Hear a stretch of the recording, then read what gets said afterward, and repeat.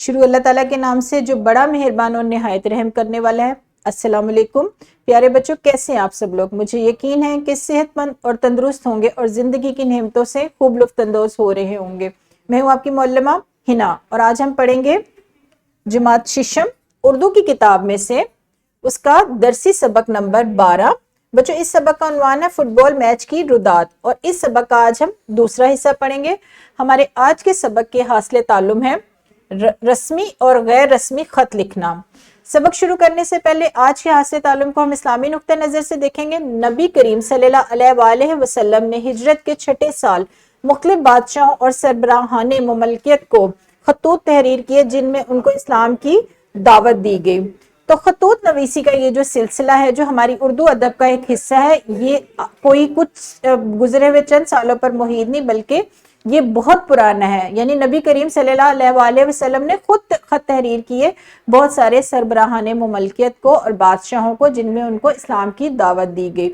اب ہم نے سبق کو باقاعدہ شروع کریں گے، لیکن اس سے پہلے ہم کیا کریں گے، ایک سرگرمی دہرائی کے طور پر۔ بچوں آپ نے کیا کرنا ہے، آپ نے اس سوال کا جواب دینا ہے کہ دور رہنے والے عزیز و اقارب کو اپنی خیر و عافیت سے آگاہ کرنے کے تحریری عمل کو کیا کہتے ہیں۔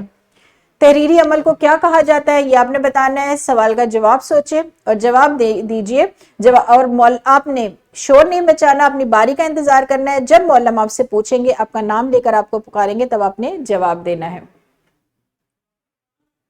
بہت خوب بچوں، آپ نے بالکل ٹھیک جواب دیے ہیں، شاباش۔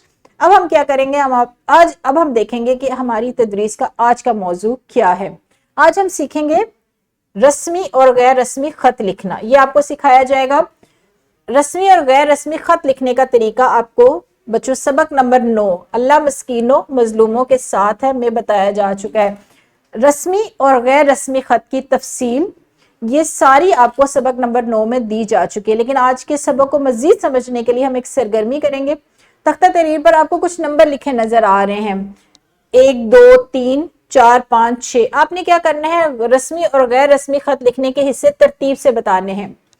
معلم آپ سے اس طرح بھی پوچھ سکتے ہیں کہ آپ چوتھا حصہ بتائیں، آپ تیسرا حصہ بتائیں، آپ چھٹا حصہ بتائیں، لیکن آپ نے جواب دیتے ہوئے ترتیب کا خیال رکھنا ہے۔ یہاں پر ویڈیو کو روکیں اور اپنے اس سوال کو حل کریں۔